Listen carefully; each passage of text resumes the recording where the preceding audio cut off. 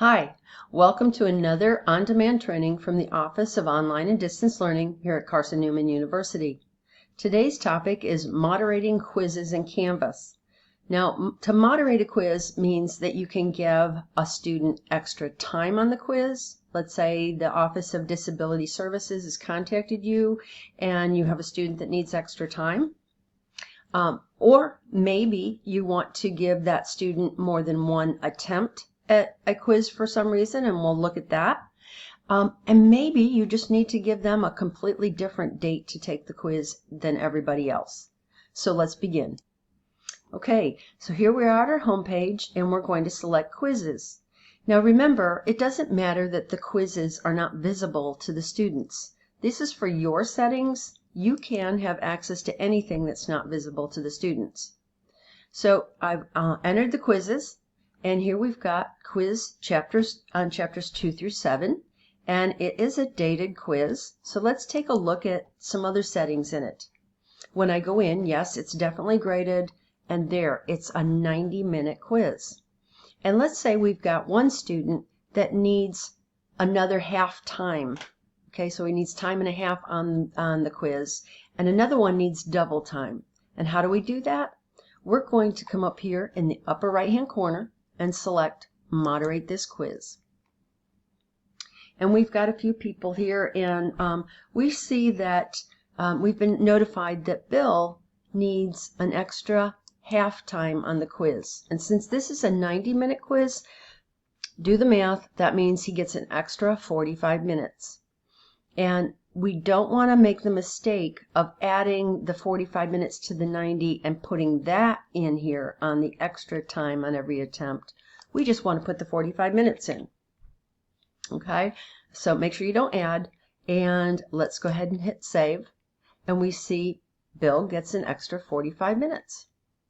And now Kelly, for whatever reason, she needs double time. You know, double the time of the average student to take an exam.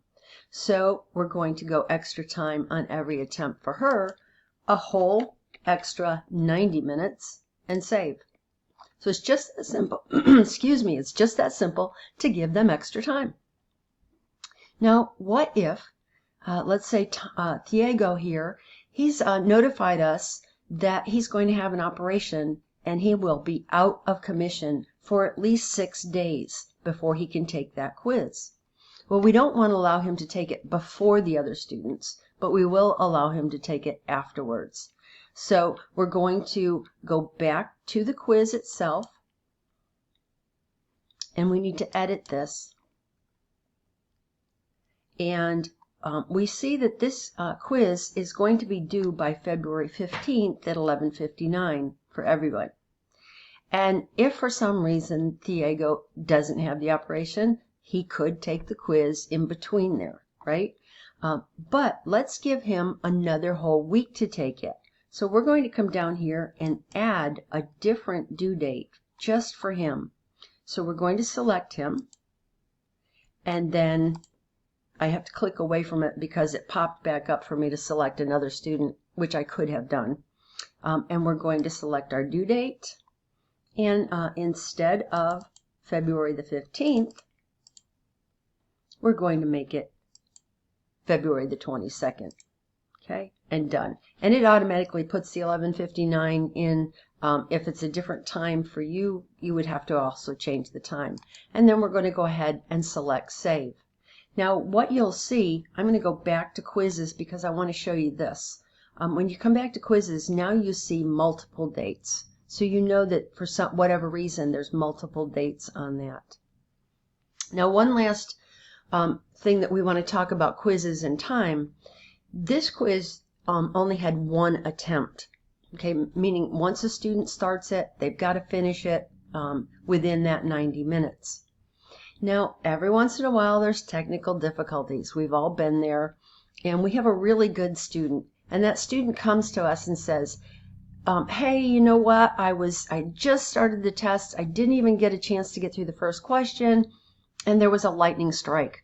And so my technology went down, and I can't get back in. So what you need to do is go back into the quiz, back to moderate this quiz.